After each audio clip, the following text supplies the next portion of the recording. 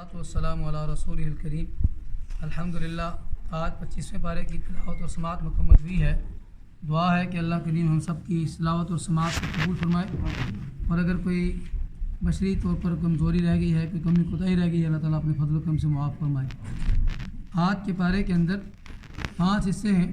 سورہ حامیم سجدہ کا بقیہ حصہ، سورہ شورا مکمل، سورہ زخرف مکمل، سورۃ الدخان مکمل اور سورۃ الجاثیہ مکمل۔ حامیم سجدہ کے بقیہ حصے میں اس بات کا بیان ہے کہ اللہ تعالیٰ ہی عالم الغیب ہے، جیسے قیامت کا علم اللہ تعالیٰ کے علم میں ہے، اور دنیا کی تمام جو اسرار اور راز کی باتیں ہیں، یعنی حمل میں کیا ہے، وضع حمل کب ہوگا، یہ ساری باتیں اس کا علم صرف اللہ تعالیٰ کو ہے۔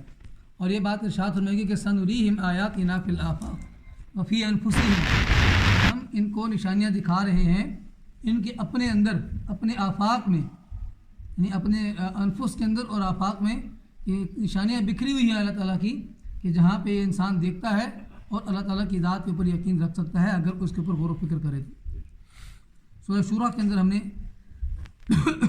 یہ پڑھا ہے کہ اللہ تعالیٰ تمام خزانوں کا مالک ہے، اسی کی قدرت کی ساری نشانیاں ہیں، بارش کا نزول، آسمان اور زمین کی تخلیق، جانوروں کی پیدائش، سمندر کی پیٹھ پر کشتیوں کا چلانا، اولاد دینے کی طاقت صرف اور صرف اللہ تعالیٰ کے پاس ہے۔ جسے چاہے لڑکی دے، جسے چاہے لڑکا دے، اور جسے چاہے دونوں دے دے، اور جسے چاہے بانجھ کر دے، یہ صرف اللہ تعالیٰ کا اختیار ہے۔ بندے کے اختیار میں اس معاملے میں کچھ بھی نہیں دیا گیا ہے۔ اولاد کا دینے کا اختیار صرف اور صرف اللہ تعالیٰ کے پاس ہے۔ اور اسی طرح فرمایا کہ جو ایمان والے ہیں وہ آپس میں مشورہ کرتے ہیں، وَأَمْرُهُمْ شُورَىٰ بَيْنَهُمْ وَمِمَّا رَزَقْنَاهُمْ يُنْفِقُونَ، جو رزق ہم نے ان کو دیا ہے اس میں سے وہ خرچ کرتے ہیں۔ اور مومنوں کی صفات کا ذکر کیا گیا ہے۔ اس کے ساتھ ساتھ ایک اور بات بیان کی گئی ہے، اللَّهُ لَطِيفٌ بِعِبَادِهِ يَرْزُقُ مَن يَشَاءُ وَهُوَ الْقَوِيُّ الْعَزِيزُ، اللہ ہی اپنے بندوں کو باریک بین سے جانتا ہے اور وہی رزق دینے پر قادر ہے۔ تو اللہ ہی کے پاس تمام کنجیاں ہیں۔ سورہ زخرف کے اندر بھی اللہ تعالیٰ نے گزشتہ اقوام کا ذکر کیا ہے کہ وہ اپنے آباء و اجداد کی تقلید کرتے تھے اور نبیوں کی تکذیب کیا کرتے تھے۔ موسیٰ علیہ السلام اور فرعون کا واقعہ ہے کہ کس طریقے سے فرعون نے موسیٰ علیہ السلام کو جھٹلایا۔ پھر جنتیوں اور جہنمیوں کا تذکرہ ہے کہ دونوں اپنے ٹھکانوں کے اندر کس طرح زندگی گزار رہے ہوں گے۔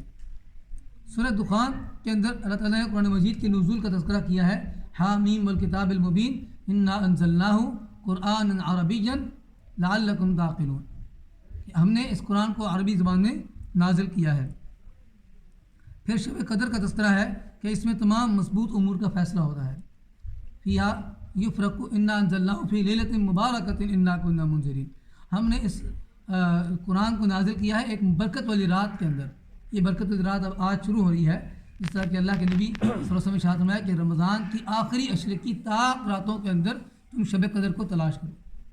اور پھر سیدہ عائشہ صدیقہ رضی اللہ عنہ نے پوچھا کہ یا رسول اللہ، اگر ہم شب قدر کو پا لیں تو پھر ہم کون سی دعا کریں؟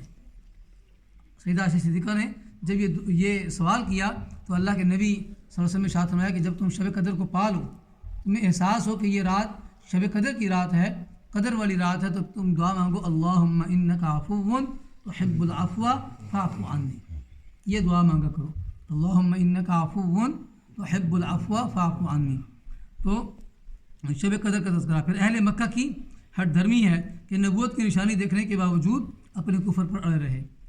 پھر اس کے بعد شجرۃ الزقوم کا بیان کیا گیا ہے کہ یہ مجرموں کا کھانا ہے، جو ان کا کھانا ہے مجرموں کا، ان کو اللہ تعالیٰ یہ کانٹے دار جھاڑیوں والا کھانا ان کو عطا کرے گا، اور یہ ان کو وہاں پر کھلایا جائے گا، اور جو مومن ہیں ان کے لیے بے شمار نعمتیں ہوں گی۔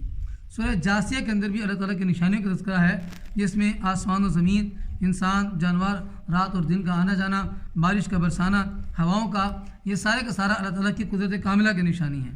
اور اللہ کی آیات کا مذاق اڑانے والے یہ قیامت کے دن فراموش کر دی جائیں گے، کوئی بھی ان کی طرف نہیں دیکھے گا اور ان پر کوئی توجہ نہیں دی جائے گی، اور ہر امت کو تم دیکھو گے کہ وہ گھٹنوں کے بل گری ہوئی ہوگی۔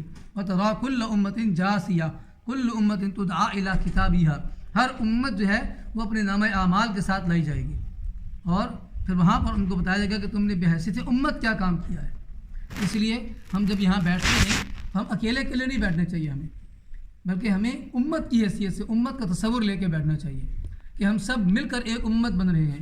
ہمیں ایک دوسرے کو مضبوط کرنا ہے، جیسا کہ نبی مہربان صلی اللہ علیہ وسلم نے ارشاد فرمایا کہ المؤمن للمؤمن کالبنیان، مومن دوسرے مومن کے لیے عمارت کی طرح ہوتا ہے. یشد بعضہ بعضا، کہ جس طرح عمارت کی ہر اینٹ دوسرا اینٹ کو مضبوط کرتی ہے، اس طرح مومن دوسرے مومن کو مضبوط کرتا ہے. مومن دوسرے مومن کا خیال کرتا ہے، مومن دوسرے مومن کو درگزر کرتا ہے، معاف کرتا ہے. یہ وہ کام ہے کہ جو امت کی تشکیل میں حصہ ڈالتے ہیں. تو لہذا ہم سب کو امت بن کر رہنا ہے، یہی ہماری زندگی کا اس نصب العین ہونا چاہیے. اللہ تعالیٰ سے دعا ہے کہ اللہ تعالیٰ ہمیں عمل کرنے کی توفیق عطا فرمائے. اللہم صلی علی محمد وعلی